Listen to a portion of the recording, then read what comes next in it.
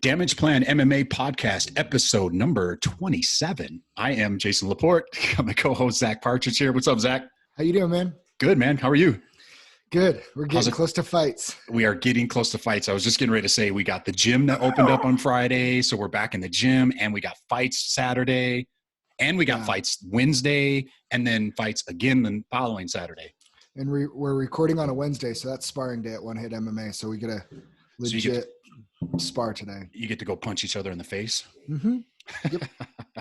Yep. Oh man, I'm still freaking sore from going to the gym. I've been every day, obviously, but I've been super sore.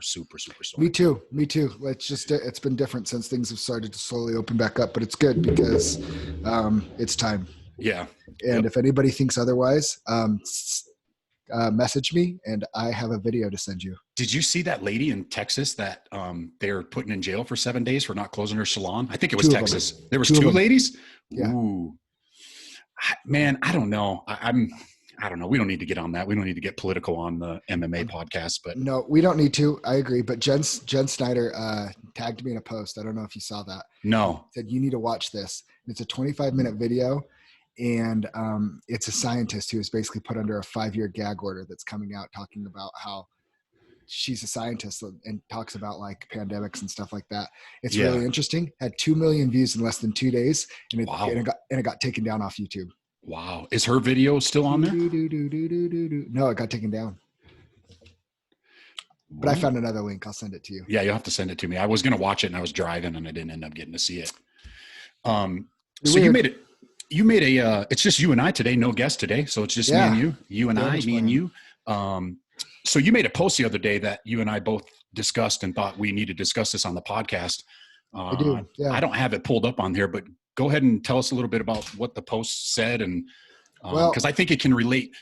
I think it can relate to anybody, not just fighters, any competitor. So love or hate him, Chael Sonnen has a great YouTube channel where he does these like little 6 to 8 minute monologue vlog clips on different subjects. And I've been stealing some of those and throwing them on the Damage Plan and doing some polls and stuff. And I really like them. And I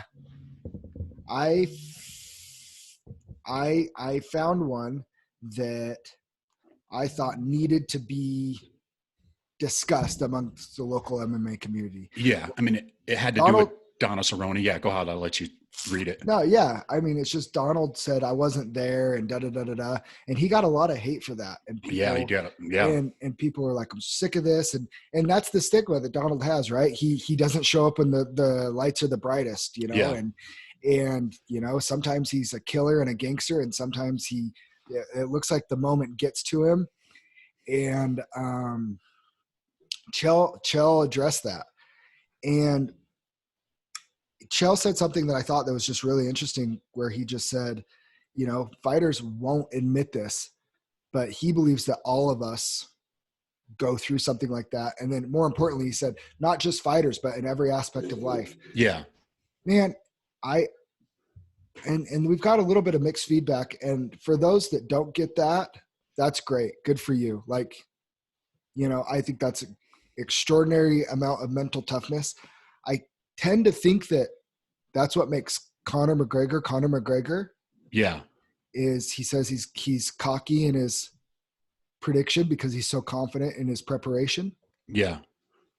But I can't think of a time in any sport or competing that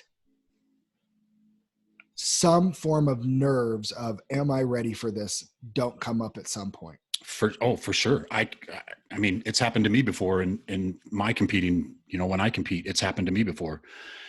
And I mean, for me, it had nothing to do with how I trained, because I felt like I did everything I needed to do leading up to go into my show. I'm cardio, my meals are in place. I'm lifting every day. And then it's just something about, for me, it was something about being out of state. So being in an environment that I had never been in before. Competition level was extremely high, which I'd never been to before. And these are all thoughts that I had after it, but I think going into it, I'm thinking, oh, I'm ready. I'm ready. But then when you get under those lights, it's like, oh man, maybe I'm not so ready. Those nerves kick in. And I think it's human nature.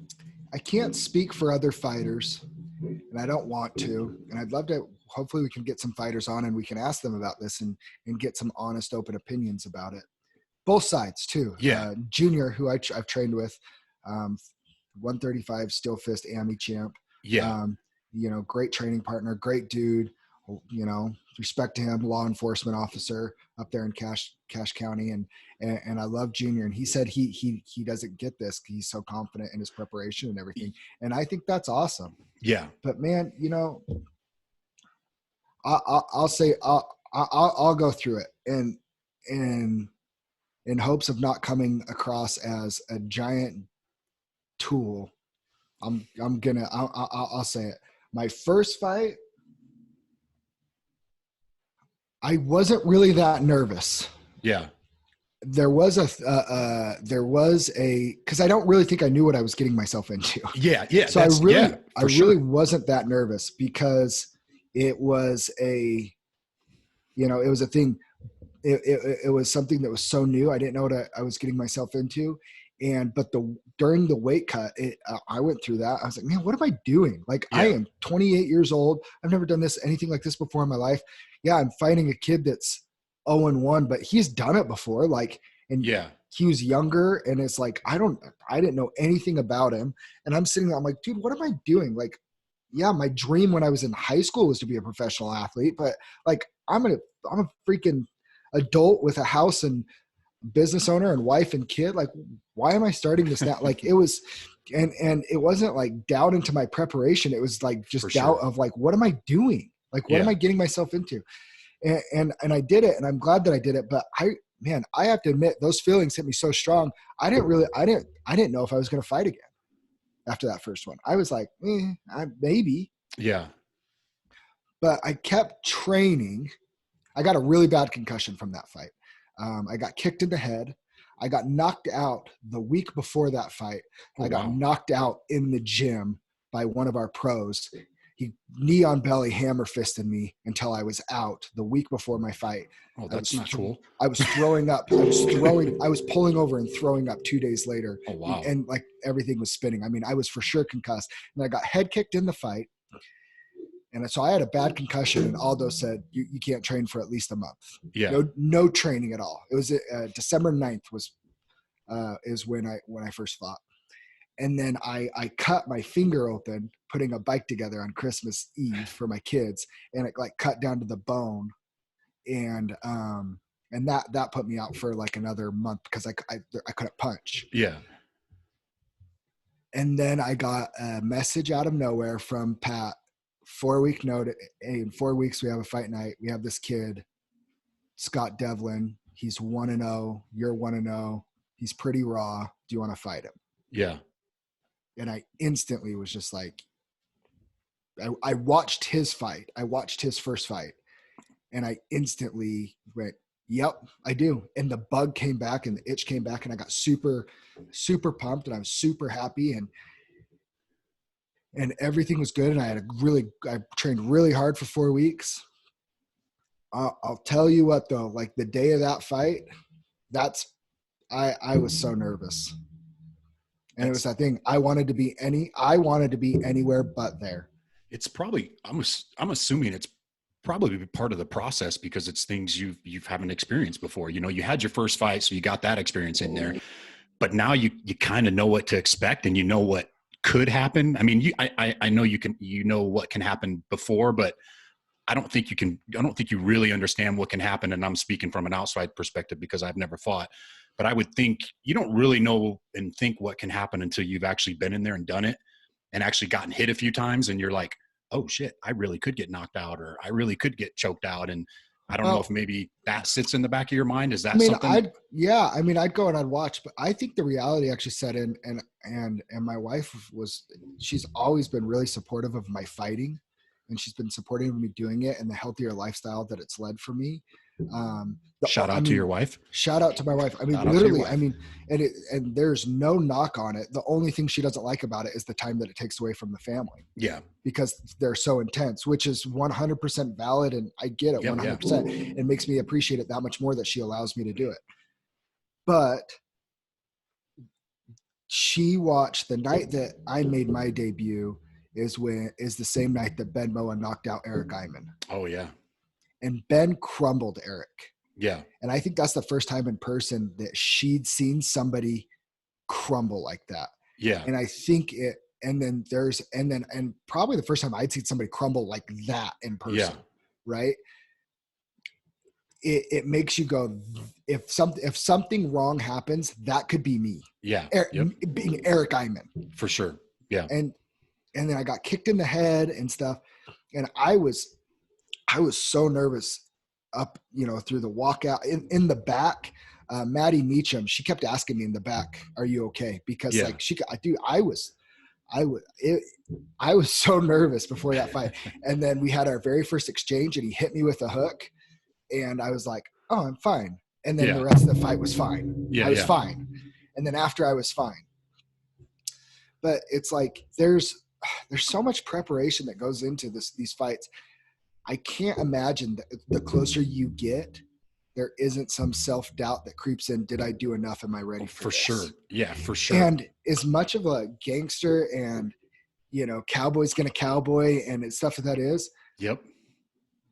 Nobody, dude, after his kid was born, he went on a really good run. Yeah, he did. He would like 3 or 4 fights in a row, I think. Lost to impressive fights too. Yeah. Like starch that Hernandez kid, right?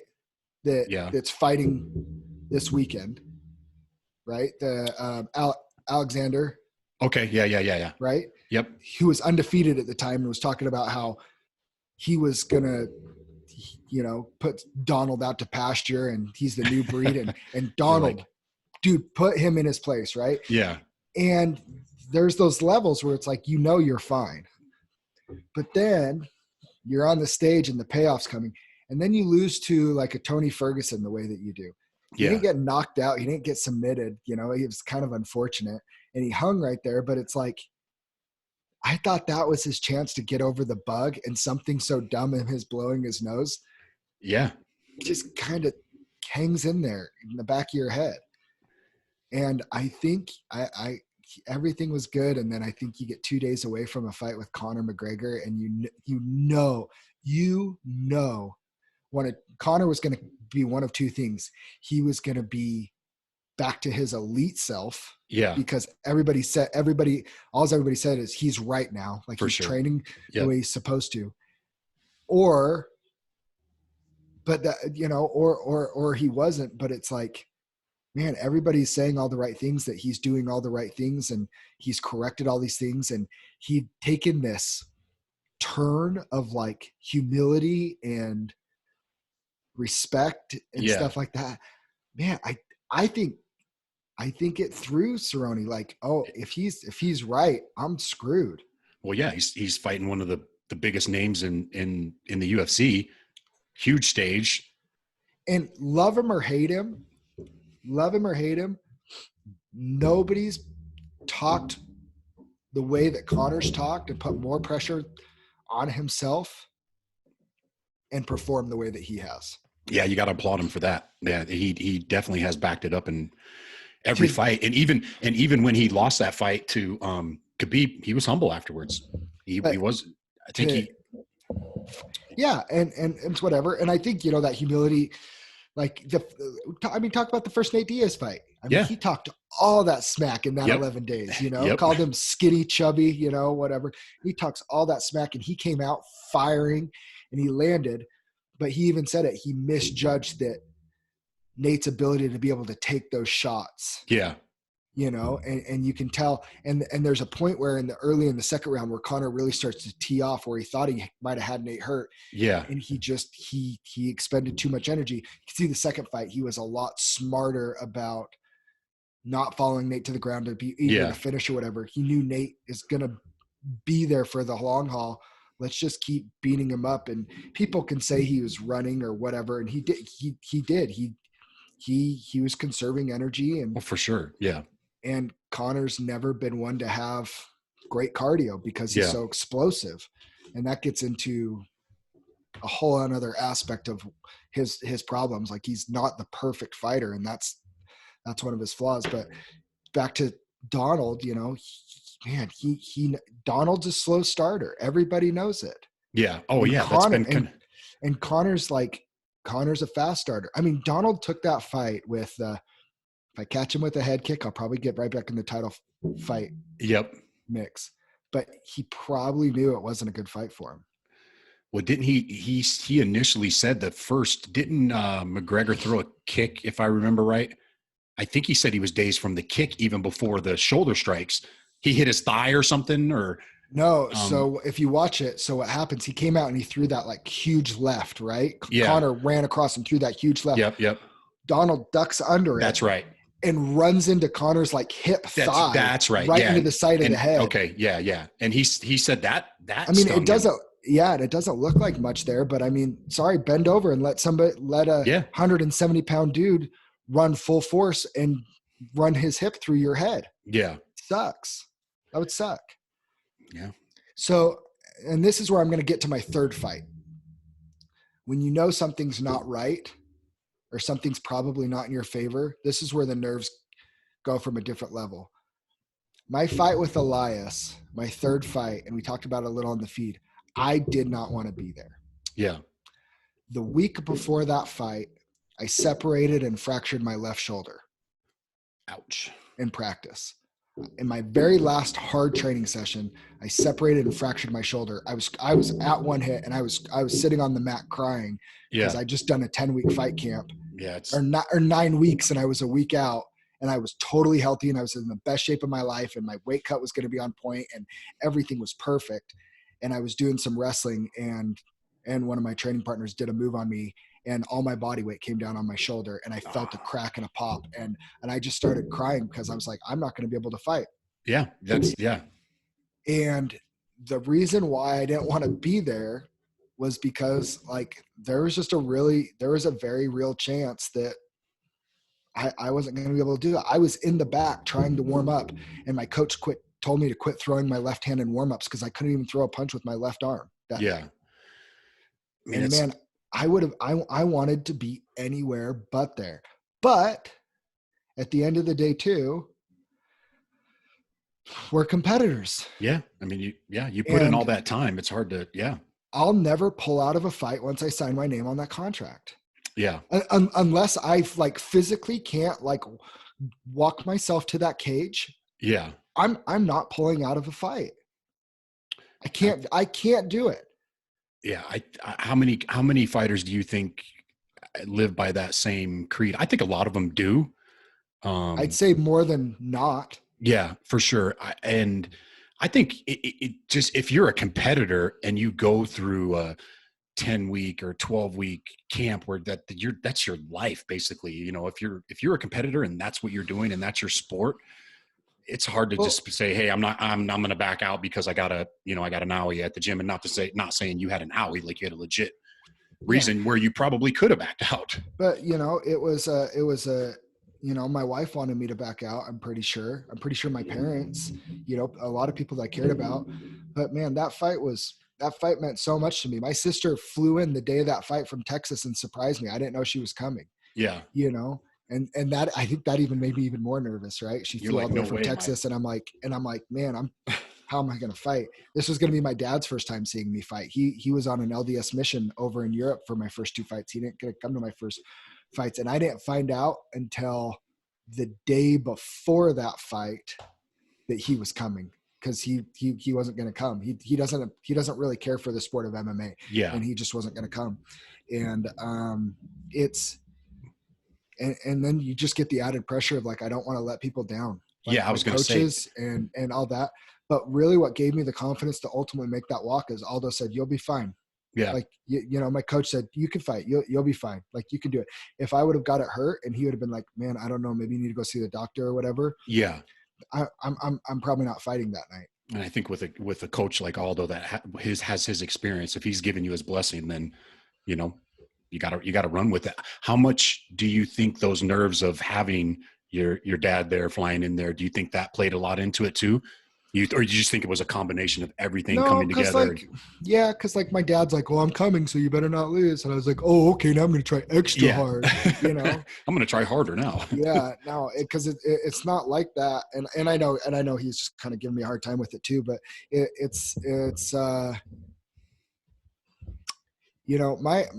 dad, I think that it's not the pressure of that, like fighting such a raw you versus them, like you're just totally exposed. Yeah. And man, if you're less than 100%, then it's like, you get hurt. Yeah. If I can't use my left arm, and I'm left-handed, by the way, so Yeah. that's my power shot. That's like yeah. my whole fight camp was set up for me to land a big left hand and knock out Elias. That was my whole fight camp was set up around knocking him out with my left hand. And so it's like 9 weeks of all the combinations that I focused on to set up a big power shot, gone. Everything's gone. And now it's like, now I just got to figure out a way to win. But at the same time, all that pressure, but what allows me to make that walk is, the way that I was raised and like the way that I'm wired. Yeah. It's like, we don't quit. Like I'll never quit. Yeah. It's like my fight with Ryan. I guarantee, like that chokehold that he had me in at the end of that fight, it didn't feel good. Yeah. Yeah. But from to get me to tap, I'm going to have to go to sleep or you're going to have to break some. Yeah. I'm sure your wife is not going to want to hear that. She's heard it before. I was going to say she probably knows, but she's heard it before, but you know what I mean? And it's that same mentality. And again, that's what makes Cowboy so great. Yeah. And that's what makes me love him so much more, for him to be able to say that, but then he still makes that walk. It's real. He's laying it out there and letting everybody know that it's, that's just a reality of sports, I think, and not just fighting, sports in general. I mean, it's just different. Like my second fight with Scott, I didn't have any nerves. Yeah. It was my title fight. That was like my biggest fight, right? It's like my title fight. I had no nerves. I knew I was going to win that fight. I'd like to see, you see a lot of athletes nowadays, they have life coaches to help them get through. Yeah. Kobe Bryant had the Attack Athletics guy, or whatever his name is. I can't even remember. He wrote that book. Yeah. But a lot of these guys have that. And I wonder how much that helps get these guys' mind right, because, I couldn't tell you why I had nerves before I competed one show and then go to the next show and I had zero nerve. I always try to, after I compete, and I'm sure you probably do the same thing after it's over with, I try to look back and say, what could I have done differently? Could I have done a little bit more cardio? Could I have, pushed a little bit harder in the gym? And I'd like to think that I've done everything that I can, but I usually will always, it's just a learning experience every time I go. But yeah, I think that's just the competitor in all of us. But this is an alpha male sport. It's a tough guy sport, right? Yeah, it is. Like, we're not supposed to share pain, like fighting. I mean, I'm sure bodybuilding is too, right? But the similarities are, obviously I'm not getting punched in the face, but it's just you in the cage. Like it's not a team sport. Bodybuilding is not a team sport. MMA is not a team sport. I have a coach and I have teammates too as well, and we're all cheering each other on. But when it comes down to it, it's me standing on stage under the lights. Right. That's what it's coming down to. Same thing as you guys. When you're making that walk down the cage, you may have your teammates beside you walking that walk, but when that cage closes, just you and the ref and the other guy. Yeah, it's just us, right? But people think, because it's such an alpha sport, and it's such a manly sport, and man up, and kind of like football, you play through injury, and nobody's 100%. And that was even the most interesting thing to me about that post was Elias shared the same feelings. I saw that. I saw that. That was awesome. It's he didn't want to be there either, but we both signed our name on the dotted line, and I'll add on to the manly part is I did my first national show in 2018, and I had a horrible experience. Everything that could have went wrong with it. I wanted to throw in the towel. I yeah, it was just a horrible experience. Part of the reason it was such a horrible experience was I wasn't communicating with my coach the way I should have been. Every time he would, I check in once a week. How you feeling? How's your energy levels? Well, as a man, I'm a 10, man. I'm good. I can push. I can do whatever you need me to do. You need me to do 3 hours of cardio? I'll do 3 hours of cardio. You need me to eat freaking fish and spinach every day, all day? I'll do it, But if you want to get to that next level, there's a point where you got to be, you have to communicate with those that are around you, your coaches. And it's just like you communicating with Aldo. Hey, dude, I jacked my shoulder up in practice, and him communicating back with you. Well, my line of communication wasn't there for whatever reason, not my coach's problem, mainly my problem, not communicating what I needed and how I felt for him to make the proper adjustments. So I think it's just a man thing as well. Not just a And man men and thing athletes, and a competitor thing. You know what I mean? We're not going to, you see we're not going to show a chink in our armor. No, you see that in relationships too. Like, yeah, 100%. everything's fine. I'm fine. Honey, what's wrong? Nothing. I'm fine. I'm a man. I'm a man. I thought that's what was, I think it's what's so good. And one of the things that I would commend on the Tooele Martial Arts Academy guys on is it seems like that Keith and Brandon have a pretty good open communication relationship with their fighters. For sure. You're going to hear it with, Zach and, Jocelyn, Karen, Boomer. yeah. They have that respect, and that respect and that trust is built through communication. That's one thing I am grateful with. Me and Aldo do communicate a lot. We text a lot. I let him know when I'm not feeling good. Yeah. He'll even tell me, dude, you're going too hard. Like you need to chill out. I'm a big believer in fighting that cardio kills. Like, Ramsey, I met Ramsey right after, I think it was one of his seasons of his second run on The Ultimate Fighter. I ran into him at a Stillfish show, and I told him I just signed for my first fight, and I was a big fan of his. He'd freaking been in there with Tony Ferguson, and it was before I'd even done my first fight, and he just told me, he's like, cardio, man, cardio kills. Yep. And and Zach Cavendish said it. It's like a law. Like if you get tired, you die. That's what it is. And so, man, I was running for my title fight with Scott. The reason why I knew I was going to win, dude, I was running like 5 to 7 miles, like a couple times a week. And I wasn't even tired after. Like I was good. And I knew that I was going to be able to just stay in his face and push a pace for 5 rounds if I had to, that at some point he wouldn't be able to keep up with that pace. And I think that was part of it. But but Aldo was telling me that, dude, you need to start training smarter and not harder, and stuff like that. And having that communication with Aldo has been huge. Yeah. Is there a situation, and you don't need to call anybody out, but is there a situation that you can think of? Is there a situation or a fighter at your gym now that maybe did not communicate the way they should have before their fight camp? And maybe if they would have adjusted things or communicated with Aldo and said, hey, dude, this is what I'm struggling with, and maybe made a few little tweaks, that it would have changed things for them? 1,000%. There's multiple fighters. Who are you calling out? There's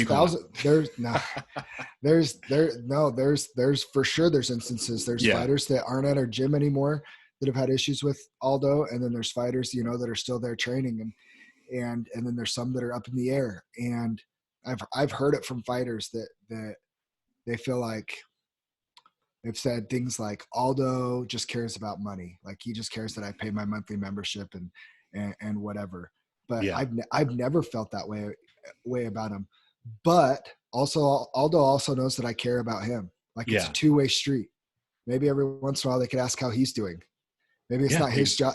Maybe it's not his job he has a couple dozen fighters, and how's he supposed to know how every single one of us is doing all the time? Like, and that's how he makes a living. A big part of our job is to us communicate with him. Yep. One, and part of that, building that relationship, fighters is equally responsible in building that relationship with their coaches the other way around. Yeah. And, and a coach can only go off so much too. I'm sorry, but if there's a guy that comes in, I feel like I'm as consistent as just about anybody in that gym has been over the past 2 or 3 years. Yeah.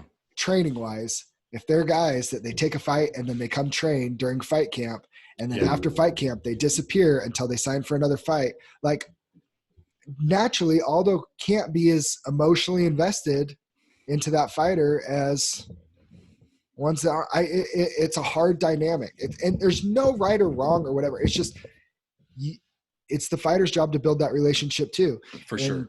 And if somebody comes out, so okay, I'll say it. I don't even care.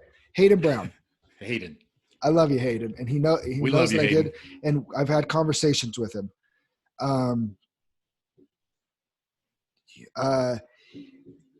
The way he handled his broken hand wasn't great. We talked about that on the podcast as well. Yeah. Did we with him? I think we talked about it. I think we talked about it a little bit. I mean, it came up when the one with Kevin. Remember how somebody? But my thing is, there's some people that say he didn't break his hand, whatever. I'm not a doctor. It's not for me to say. I don't know. Yeah. But Hayden says he broke his hand, a month before the fight, but he didn't communicate that with any of his coaches or teammates. And so I said, Hayden, man, if you just tell, I understand you don't want to, if you have an injury too, a month before a fight and you don't want people to know, I get that. When I hurt my shoulder, I told everybody that was in the gym that day, I was like, you did not see this. I don't want a peep of this to get back to me from anybody, because there's only like 6 of us know that this just happened. I don't want anybody to know that this just happened. Yeah. And Hayden, I mean, it would have been a simple, like, calling our coach Jarrett or Aldo or me or just anybody at the gym, just 1 or 2 people, just really small group. And all he has to do is, dude, I think I broke my hand. Like, I'm going to have to figure out a way to get creative with this training. Probably just going to be doing a lot more shadow boxing, do some running for my cardio, but I probably won't be in the gym a whole lot trying to get this better for the fight.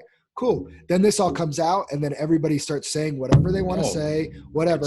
And then I can raise my hand and go, no. Look, he told me this a month ago. Like, this is legit. But if you don't tell anybody, nobody can have your back on it. Exactly. I mean, from an outside perspective, and like I said, I don't have any connection with any of you guys up there, but from an outside perspective, it casts a little doubt on there. I'm like, I mean, did he really break his hand? I mean, like, he's back, it's right before the fight, and I'm not accusing him of anything but it did. It crossed my mind, and it crossed everybody's mind, because I think we saw it on the post, and it's like, dude, it's the outside perspective. Perspective is reality for people that don't know the truth. Exactly. Perspective is reality. And if, and maybe he learns something from this, and if this happens again in the future, that he says, hey, look, I broke my freaking hand. Here's a picture of me, with as big as Facebook and social media and Snapchat bar. Dude, I'm at the hospital. I'm with the doctor. Boom, look at this. I broke my hand, whatever it may be, because me personally, I don't want anybody thinking that I'm backing out of my commitment or whatever I signed the contract to do.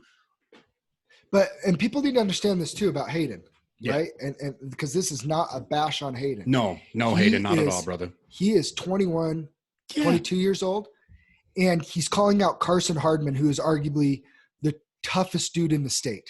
Yeah.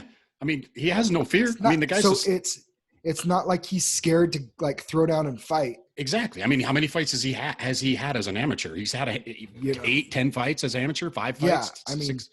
I mean, this is a reality. Won 4 titles at 4 different weight classes, 4 different promotions. Yeah. People can knock him for not defending on any of those titles or not. He still accomplished that. Yeah. He's still a competitor. Good accomplishment and stuff like that. But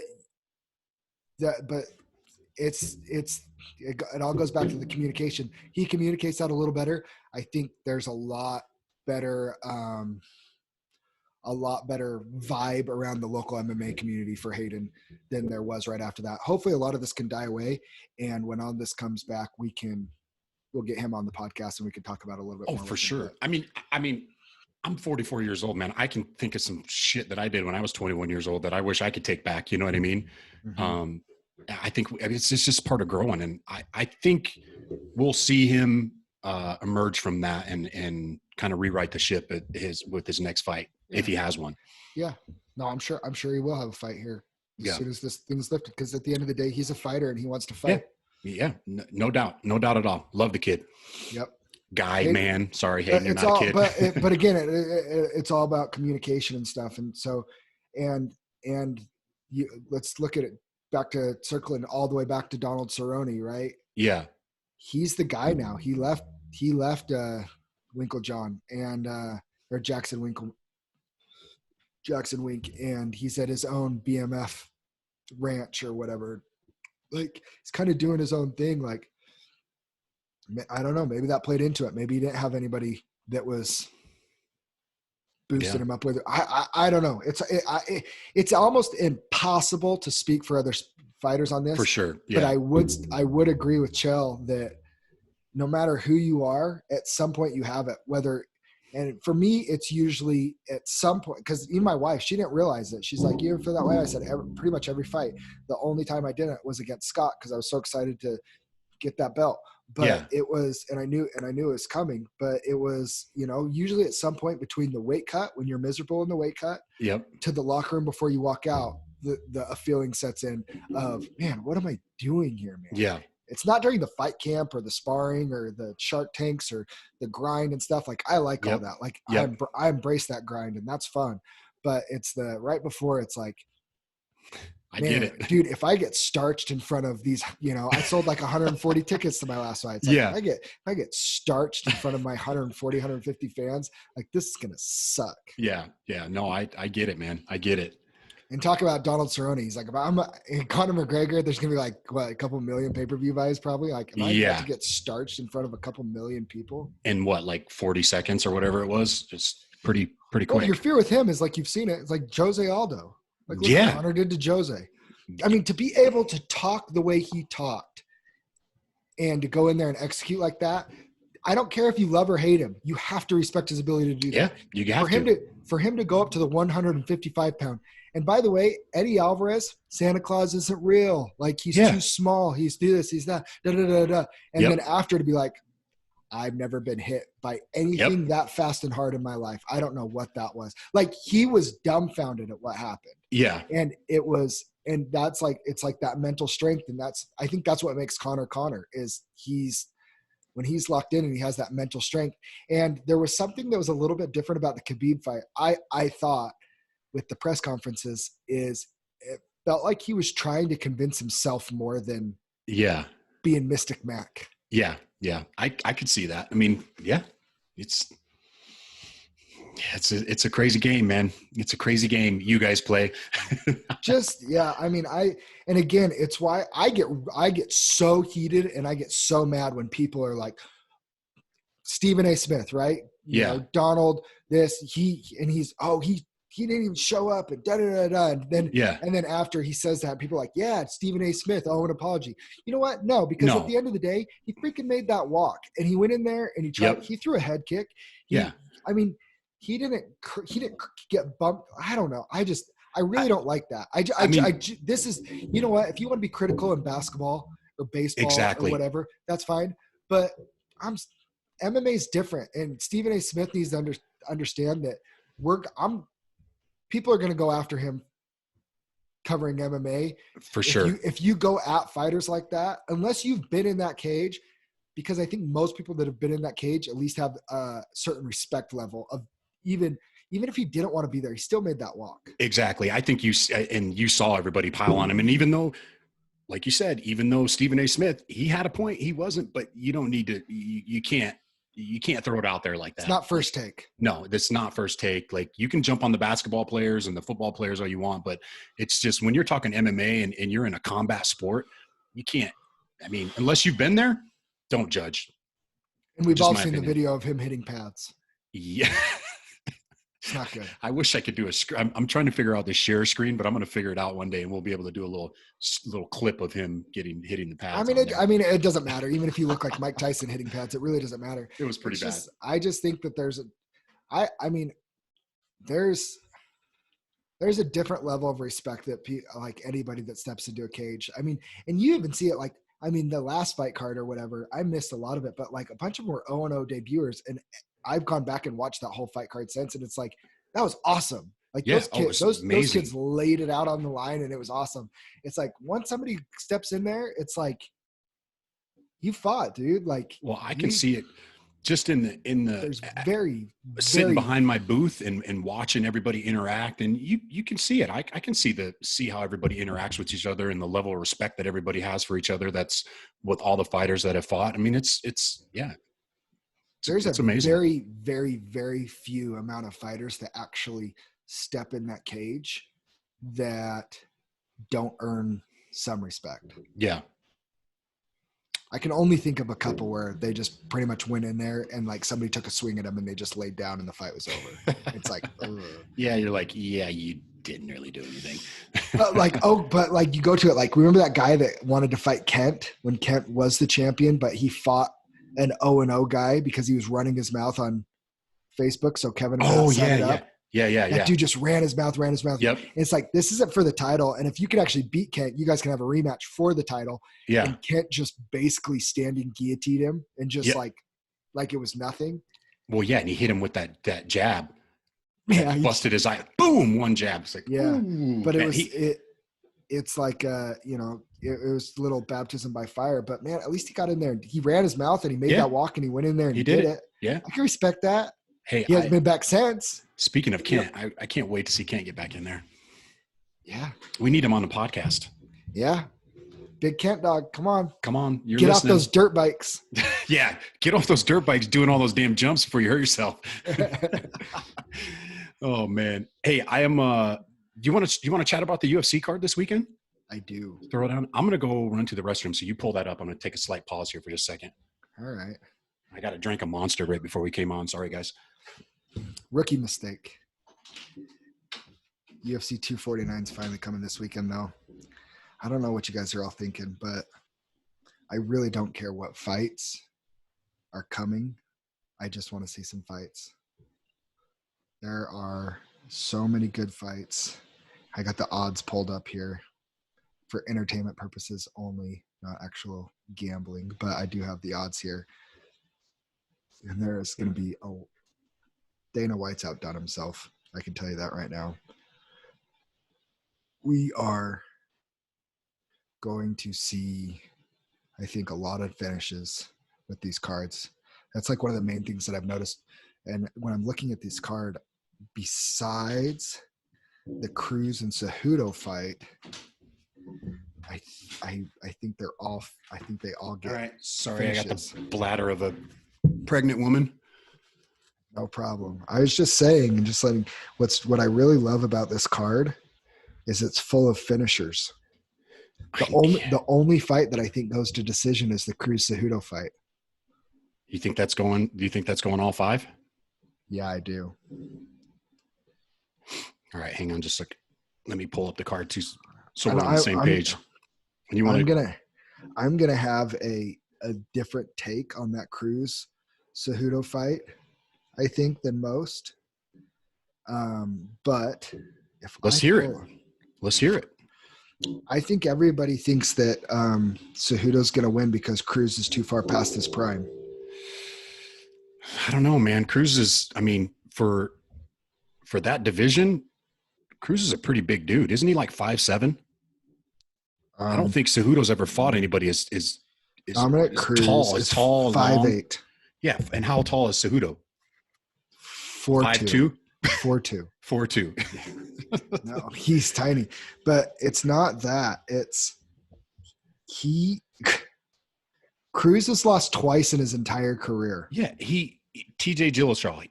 He works TJ Dillashaw. You're right. He lost to Uriah Faber in 2007 at featherweight for the WEC title, right? Yeah. Featherweight title.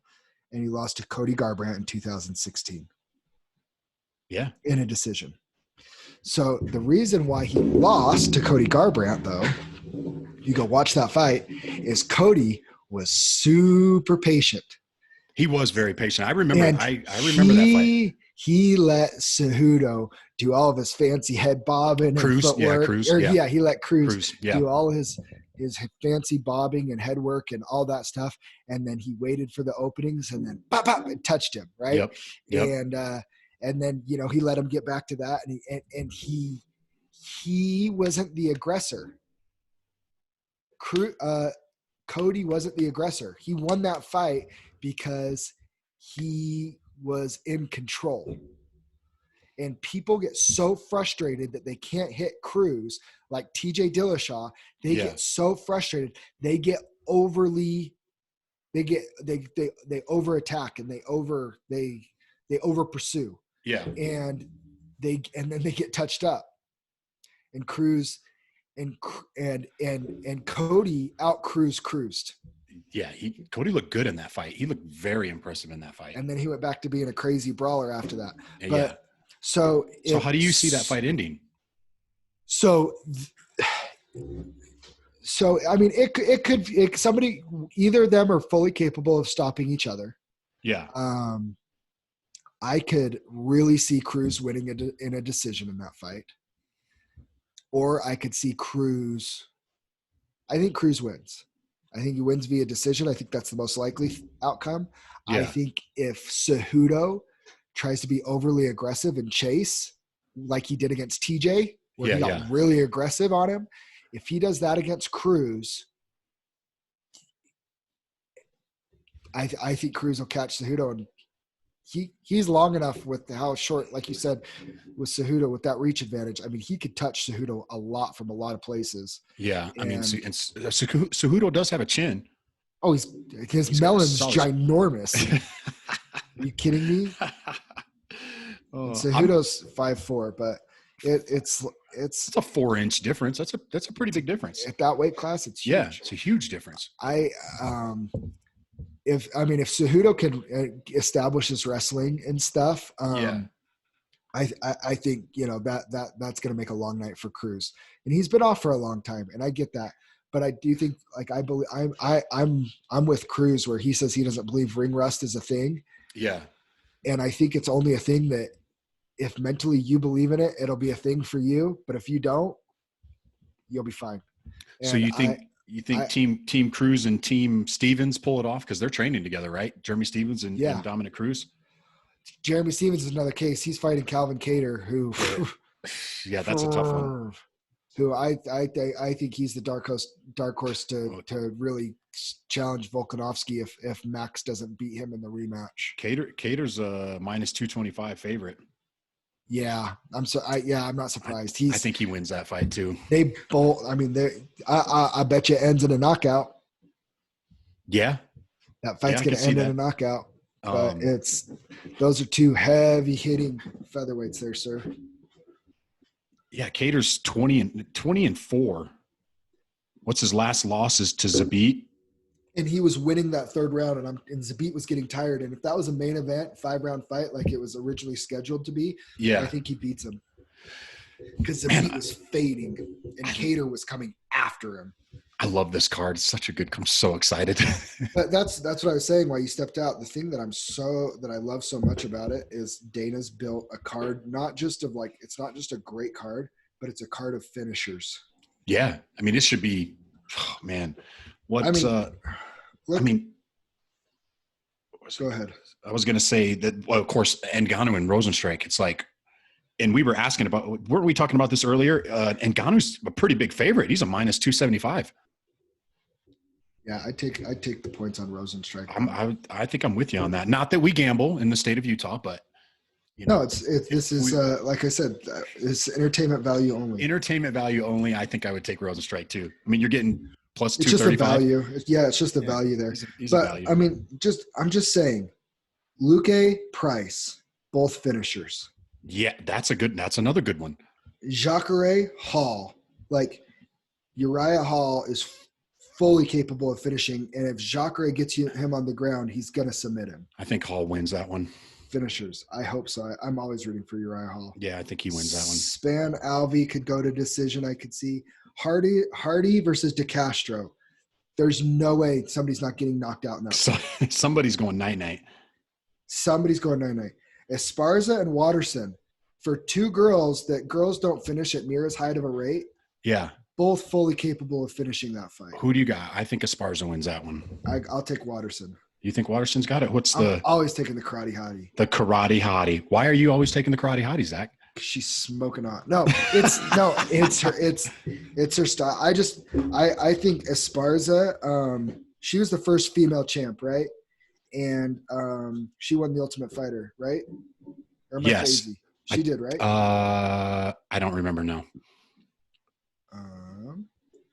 I'm pretty sure that's who Joanna beat. I'm pretty sure that's who Joanna beat, right? Or am I losing my mind? I don't know. I'd have to look it up. I don't know right off the Yeah, top no, of my she was head. the champ. Yeah, she was the champ. She beat Rose in the Ultimate Fighter finale to become the first Yes. strawweight title champion, There we and then go. lost to Joanna the first time to defend it. Yeah. So I don't really think that she's been an elite strawweight Yeah. since then. I've seen times where I've thought that Michelle Watterson is a future champion. I just think that Michelle's ceiling's higher. I've seen Michelle off before too, but Yeah. I'll take Karate Hottie on that one. I think fight of the night, sneaky vote for fight of the night could be the Bryce Mitchell fight. Yeah. They're two young savages. We keep talking about like this new golden era of MMA that's coming where these kids are just on a different level. Like these two are two of the young lions that are coming. Yeah, that's a good fight too. Both finishers, you know, Pretty Mitchell much a coin flip too. Yeah. Oh yeah. It's a total coin flip. Nobody knows who's going to win that fight. It's going to be crazy. Man, we are. Olynyk, Werdum, like both. They're two of the best heavyweight submission guys ever. Yeah. You know, Werdum comes back and he beats Olynyk or knocks him out or submits him. Like, hello, he's right back in that mix of heavyweights. We spent 45 minutes talking about Donald Cerrone. He's back in the cage. Anthony Pettis. Oh my gosh. What man, I mean, I want to say Pettis is going to win that one. You think Cerrone hangs it up after that? It's actually a coin flip too. Excuse me, sir. Hangs it up. He told Dana that if he beats Pettis, he wants to fight. Oh, he wants to fight. That's right. He wants Dana to find him an opponent for Wednesday night That's and then right. win that and then fight again next Saturday. I mean, Dana brushed that off, but he's crazy. Dude, that's the other thing. Pettis. No? I love Cerrone, but I don't think he beats Pettis. What are they fighting at? 170? Yeah. 170. And when was their first fight? That was a while ago, right? Yeah. I don't see it, man. My heart's pulling for Cerrone, but I think my head is agreeing with you on Pettis. Yeah, that was quite a while ago. That was 7 years ago. I do think Ngannou wins. You think Ngannou wins? I do think he wins, but the value seems a little off on the odds. But I do think Ngannou wins. Just from the pure standpoint, is Rosenstrike, I mean, he pretty much got touched up and pieced up for 4 rounds and 50 seconds by Alistair and then busted his face open with one power shot, which was pretty awesome. What was a more brutal injury, his lip or Mike Perry's nose? Mike Perry's nose. His nose was like, that was crazy. Mike Perry's nose. Cejudo, Cruz. I've already said I'll take Cruz. I'll take Cruz on that. I think he's the 135 GOAT. I think it's a coin flick. I'm leaning I think Cejudo, but I want Cruz to win, but I'm leaning Cejudo. I'm not trying to take anything away from Cejudo because he's great. Don't get me wrong. He beat Mighty Mouse, first one to do it in forever. Yeah. And when I watched that fight live, I was texting Aldo and I was like, I think Cejudo just won. He goes, no way, they won't give it to him. And I did. I thought he won 4 of the 5 rounds. I really did. Yeah. And he beat him, and that was great. But I will say, I think he got a little lucky with the TJ fight. TJ completely depleting himself at 125. Oh, yeah, for sure. I think TJ would have killed him at 135. I really do. And I think Marlon Moraes was destroying him, and props to his willpower to be able to push through that. And I think Marlon just gassed out a little bit. Yeah, he was working him.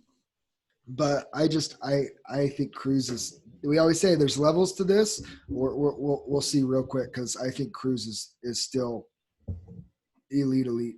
And he's never like relied on like his like speed and power and whatever. For him, it's all his footwork and his timing and stuff. And I know it's been 4 years, but I think he'll still have it all. Yeah.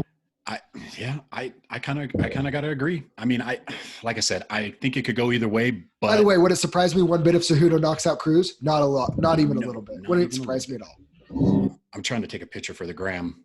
Smile for the gram. Bam. Boom. Do it again. One more time. All right, we're good. So got to do it for the gram. Anyways, yeah. Main event. Oh, here's my take on the main event. And I know you're a Tony Ferguson fan, and you're thinking both of them. Yeah, I think the extra time is going to help Gaethje. And 100%. After rewatching Tony Ferguson's fights, I mean, I just don't think he's been hit. I mean, he's been hit and he's been dropped, and pretty much. I mean, how many of his fights I've watched? Pretty much every fight he's been caught and he gets dropped. All of them. Do you think Gaethje plays that game with him and goes to the ground like a Pettis did or like a Kevin Lee did? No. Or is he smarter, has him just stand back up? And no. Or can he even take that punch from Gaethje? I don't think he can. Gaethje, I don't think Gaethje will follow him to the ground. Yeah, the only reason he never really has. The only way I see Ferguson winning that fight is if Gaethje tries to go to the ground, he's going to catch him in a submission. He'll catch him in some crazy darce or something.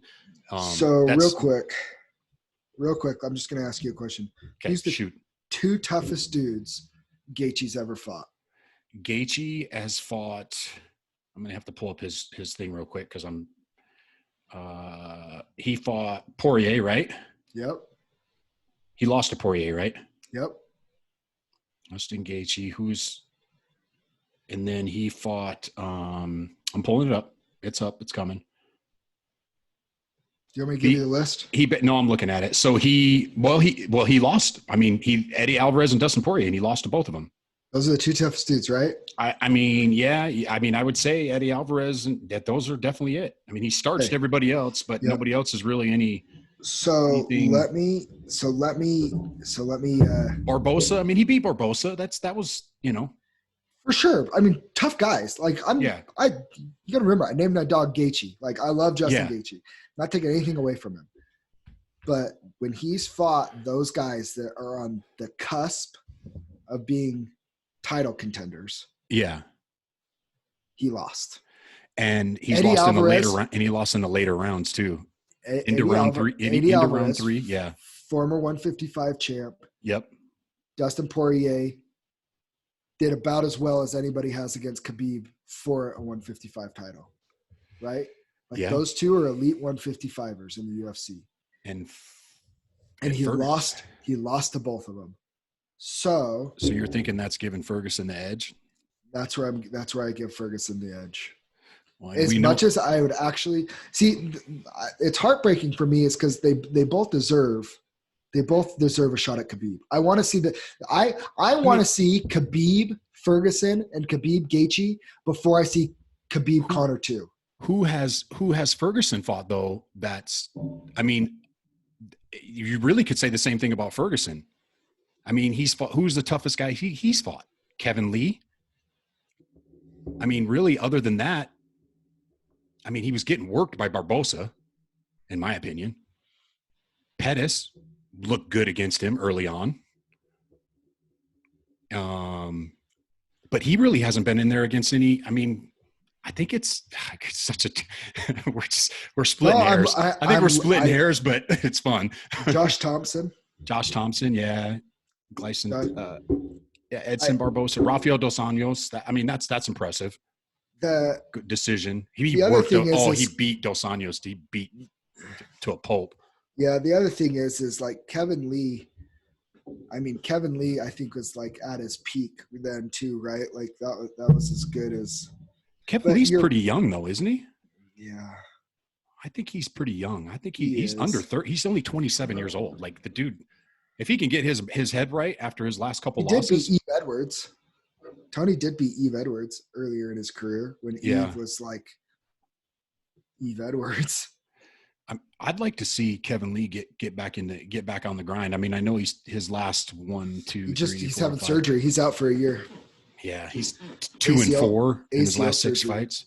ACL surgery. Do you think that'll help him get his mind right a little bit? I hope so. You know, his coach committed suicide, right? Oh, no, I didn't know that. Who's his coach? It was a guy out in Vegas down at Extreme Couture. I think it was Extreme Couture, but that he's been hopping from camp to camp trying to find his right coach, like a new thing. That's kind of when you saw him kind of dip. Yeah. Right before that 2-4 stretch. So the mental game, man. Yeah. You gotta be right. Well, I you know what? That's a fair point. That Ferguson hasn't really fought Eddie Alvarez or Dustin Poirier either. Yeah, I mean you could compare. Yeah, I mean you could throw in. It's just for me though. It's Ferguson. It's longevity. He's won 12 fights in a row in the toughest division in the UFC. True. Yeah, I agree with that. And the dude's cardio. That's ridiculous. He's just insane. Anyways, like the guy's just nuts and not right in the head. He's a crazy person. So I am gonna be rooting for Justin Gaethje as a fan. And you heard Poirier come out and say he thinks Gaethje has the best shot to beat Khabib. Well, so did Eddie Alvarez, and you know why? Because they're wrestlers. No, you know why they said that? Why? Because if he's the one that. No, because they've already beat him. It makes them look better. That's true. That's a good point. Very good point. Oh, guess who I want to win out of all my former opponents? Guess who I want to win the most? The people you beat. That's right. or any of them. Like it's your former opponents. Like you want them to do well. Like, dude, I mean, nothing, unless it's against me, nothing would make me happier than Ryan Thaxton going and winning like 10 fights. And it's like, I beat that guy. I lost a controversial decision to Ryan Thaxton, who went on to win 10 straight fights. You know what I mean? Like that's where I think that comes from. It's a good point. Very good point. If Poirier's like, Justin Gaethje, it's like, well, I gave Dustin Poirier a shout out on Twitter, but clearly he's not listening to our podcast and doesn't want to come on, but I tried. I'm going to bug him. Bug him. You got to get a Twitter. You don't have a Twitter? I do have Twitter. Well, you got to start tweeting, man. Tweet. That's the thing. That's where all the fighters are at. I hate Twitter. Ooh, Mike Perry's been on. Mike Perry. I haven't seen Darren Till on lately. It's crazy. Anyways, hey, everybody, if you're still listening, I know this is getting a little bit long, but if you're still listening, go on to the Damage Plan Facebook group. Yes. Look at our contest. Message me your email address. Send me or Jason your $5. We got a good chunk, dozen plus people in this pool so far. Would really love to get it over 20 people in the pool. You know, there's going to be a minimum of $100 going to the winner. Like, it's going to be awesome. Maybe we get Jason to throw in some Damage Plan. Throw in some Damage Plan swag for you if you win. You know, it's going to be cool and it's going to be fun. And I think we have a really fun format and group. So go check that out. Heck yeah. And also, you just started up our YouTube channel for the Damage Plan MMA podcast. So make sure you go there and subscribe to the Damage Plan MMA YouTube channel. Subscribe to it, and we'll be shooting out some more videos on there. This actually I'm assuming we'll throw this video on there. 100%. And there might be some more short discussion videos too that aren't full on podcasts. I think those will be coming. I would imagine. Right on, man. Well, I guess we're done for the day, right? No, we need to talk about Jorge. Oh, Jorge. How could I forget about Jorge? We need to talk about Jorge. Jorge McGregor is the word. Everybody's back and forth. Dana says yes. Dana says it may not happen. Well, I have a question for you. Okay. Shoot. It was rumored and confirmed by Dana they were targeting Jorge Usman for International Fight Week in July in Las Vegas. Okay. Well, it doesn't really look like we're going to be having fights in Las Vegas in July, does it? No. Okay. But Florida, Fight Island, whatever. Usman lives in Florida. So does Jorge. Yeah. Okay, why couldn't they fight there? When Dana is asked about Jorge Masvidal and he says, we might have something else in the works. Yeah. I am not saying this is what is This is what I think is going to happen. I'm not saying this is what I want to happen, but if I'm sitting in Dana White's shoes and I say the phrase, we might be having something else for Jorge Masvidal in the works. What in the world does Jorge Masvidal want to do that goes, yeah, you know what? Let's put the 170 belt on hold, who, by the way, Usman's posting like training videos and is training a ton right now. Yeah. Go check him out on his Instagram. He's not injured. He hasn't pulled out of any. He hasn't said I'm hurt, I can't fight this summer, anything like that. Yeah. What in the world is making Jorge Masvidal go, you know what? I'll hold up on that 170 title fight. That can wait. McGregor. That's Conor, it. I'm gonna go out on a limb here, and then it's probably not very far of a limb here, but that would probably be one of my top fights that I'd want to see. And it's right up there with Ferguson and Khabib. Like, as far as fights or press conference? Both. And actually, I was having this conversation with somebody the other day. I don't even know if Conor is going to give you that same press conference because of the way he changed things with Cerrone. I don't know if you're going to get that old Conor with Jorge. I think you will if Jorge starts slipping off. It'll be great though, won't it? Mm-hmm. And as far as fight and like fireworks, I mean, they say styles make fights, right? Like, you get two guys that just want to stand and bang. They both have hands. Conor's stand up is crazy. Jorge obviously has been fighting since he was a kid in the backyard of Miami. Conor is an elite striker in MMA, and Jorge Masvidal probably has the best boxing in MMA today. He was piecing Nate Diaz up. Not that means much, but he was working Diaz when the stand-up. That does mean something. Dude, those combinations, those 1-2s, and then that kick to the body kick. Oh, man, I still feel it. And I just watched this a week ago. So, yeah, I mean, here, this is the other thing. I'm not trying to be a Conor McGregor nut rider here. Everybody knows I love Conor. Whatever. You could say whatever you want. I don't care. I really don't care. I'm over it. I enjoy watching him fight. That's fine. I enjoy his press conferences, and that's fine. Who the fuck is this guy? That's the best line of the press conference ever. That's the best one. He owns it. He owns like the top 5 one-liners. Between him and Chell, they own the top 10. We should do a poll. Yeah. But sometimes what's the fair thing in MMA versus the best business decision, they're not the same thing. True. So when I'm saying I think Dana might make like a Jorge Masvidal, Conor McGregor for a 165 division or whatever, because if I'm Jorge Masvidal and they're going, hey Jorge, 170-pound title, you want that, right? Yes, I do. Cool. Hey, you want to fight Conor? Well, yeah, I want to fight Conor. What am I fighting him for? Well, you're just going to fight him. Well, no, I want to fight for a belt.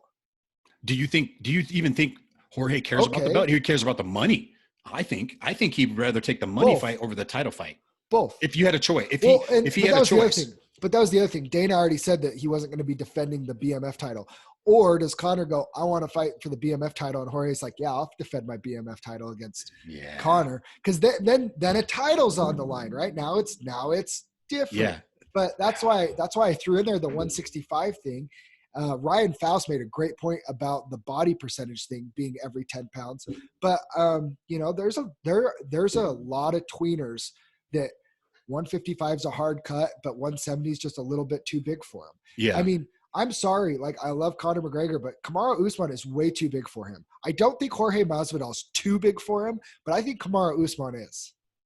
Yeah. I mean, I think what I mean? Those guys are huge. Colby and Kamara, and those guys are Kamara's huge. Tyrone Woodley's talking about fighting Adesanya at 185. Those guys are huge. Yeah, it's a big goose. And once again, it goes back to styles make fights too. I think an Usman or a Covington are bad matchups for Conor. Horrible matchups for Conor. Because they're cardio machines too. Yeah. And Conor goes up against those bigger guys. He loses the one-punch knockout power like we saw with Nate. Yeah, yeah. I mean, he could probably sting him, but he's not going to sleep him with one punch. If I was going to pay for a pay-per-view, which I do buy all the pay-per-views, but I mean, the money fight is Jorge and McGregor. I mean, is there two Conor. bigger stars than those two guys fighting right now? If you could pair any other two besides McGregor and Khabib, who else would be a bigger draw? Who else would be a bigger draw than those two? Jones, DC. That's about it. Would it be bigger than Jorge and McGregor? At heavyweight? Maybe. Yeah, maybe. I mean, probably not though. Yeah. I mean, Conor's the payday, right? Yeah. Connor's the payday. And people love to see Jorge. And Jorge's built this enormous hype train, and it's good for him. And I previously stated, and I'm gonna backtrack on this. I previously stated I thought that Jorge was fading in that Nate Diaz fight. Yeah.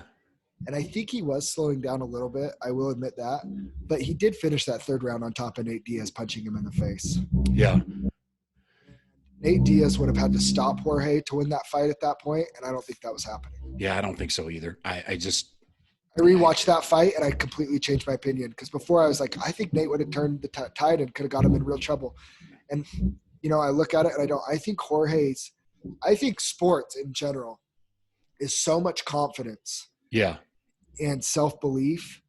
And, I try to explain to people what makes Steph Curry so great at basketball is that he can miss 12 threes in a row and he'll still shoot a three believing 100% it's going in. Yeah. Right? Yeah. It's like that inner confidence. It's what made Michael Jordan so great.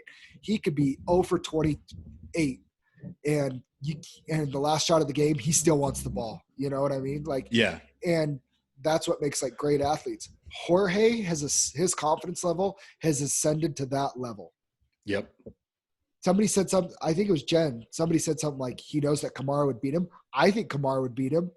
I think most people think Kamaru Usman would ragdoll Jorge. He's not going to admit that though. He's going to go in there with so much confidence. There's no way he's going in there. So much confidence. And it's not that he won't even admit it. It won't even cross his mind. He thinks he'll be able to go in there and stuff his takedowns and piece him up and do whatever he wants to him. Oh yeah. That's the level of confidence that Jorge's on.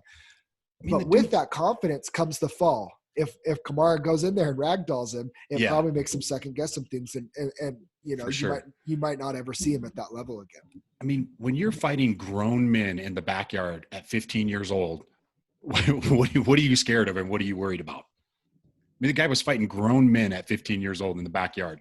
Dude, he's bare knuckle. He's a fighter's fighter, and winning, and it's not just sport to him. Like, yeah, this is like he's game bred, dude. Like he's that's who he is. And people like, it drives me crazy when I hear people, oh, so-and-so's afraid to fight so-so. Dude, those guys are not afraid of each other. I don't think there's any, I could definitely go back to the nerves and you being nervous, right. But I don't think if you're a fighter, I don't think you're afraid. I don't think you're afraid of the opponent. I think you're afraid of like the outcome. Failure. Yeah. I mean, maybe on a local scene, you're maybe a little scared, but if you're an elite, and if you're an elite level, fighter, you're not afraid. You're not afraid of anybody. I'm going to say this right. I saw somebody say that Khabib's afraid of Tony. Khabib is not afraid of Tony. Conor's not afraid of Khabib. Conor's not afraid of Tony. They're not. Nate Diaz and Nick Diaz are not afraid of anybody. Conor's not because they're in a cage where a ref stop. Like they understand these things. There's a ref that's there. They're not going to die in there. Yeah. Yeah. There's that fear level at that level. I totally think is gone because I don't think you can make it to that level if you still have that fear level. Yeah. I mean, yeah, I don't think so. I'm with you 100% on that one because I don't think any of those guys are afraid of anything really. Yeah. So when I'm saying I'm predicting, I think that Jorge is fighting Conor and then maybe it's for a 165 title. It's because if I'm Jorge, I'm sitting there going, I want to fight for a belt, but I didn't think that maybe he could just be defending the BMF belt, which is good anyways. Yeah. And we could talk about that on a different weight class, but I'm just for more weight classes on a different podcast, more weight classes. If I'm Dana White and I'm trying to get people back interested again, why not make that fight? But, oh, yeah. I mean, it's just like and White, the rest of the world is off. Yeah. And it just brings the focus. And in the magnifying glass and everything is even more narrowed in on a Conor McGregor fight and a Jorge Masvidal fight. And the two biggest hype trains in MMA right now, besides probably Israel Adesanya, Yeah. Because I mean, you can say what you want. Kamaru's great, and his fight with Colby Covington was phenomenal, and the JJ Weili Zhang fight was incredible. But at the end of the day, like, nobody's dying to hear from those guys again. No, I mean, if anything, I'd rather see Usman and Covington run it back. Yeah, but like, I'm not like dying. I don't want to. I'm not like dying to see Usman get back in the cage. No, I mean, I want to see him. I love it. Like, he's a great fighter. He's a great champion. I think he's probably besides Shevchenko, he's probably as dominant as anybody is in a division. Like, he's so impressive. Like, I mean, he's almost that John Jones level of, like, if Colby's not going to beat him right there, like, it's pretty tough to see who's going to beat him in that division. Like, he could have a really all-time great welterweight run. Could. Yeah, very well could. But I want to see Conor, and I want to see Jorge in there, and I don't care who it's against. And if it's against each other, even better. Yeah, I'm with you. I want to see it too. Let's see it. Yeah, man. Anything else you want to chat about today? We've been going for a while today. Take up enough of those people's times. People are probably like, shut the fuck up. You too. I don't know. We'll be doing more of this. I think the format, just to let everybody know, I think we're going to do one guest a week, and then me and Jason once a week. If we get any feedback, if anybody has any ideas, we were pumping out 3 podcasts a week there for a minute, and I think people have been getting a little bit behind on downloads. So I think we're going to ease up, try and do 2 a week, one with a guest, one with me and Jason, and hopefully a fight companion here in the next week. Not for the May 9th cards, but maybe next Wednesday night for that card. And now that the fights are kicking back off, we'll be able to really get things rolling, because we've been, I mean, not that we haven't been keeping them rolling now, but now we really are going to be able to keep them rolling. Yes, sir. Right on, man. Well, it was good chatting again today. We out.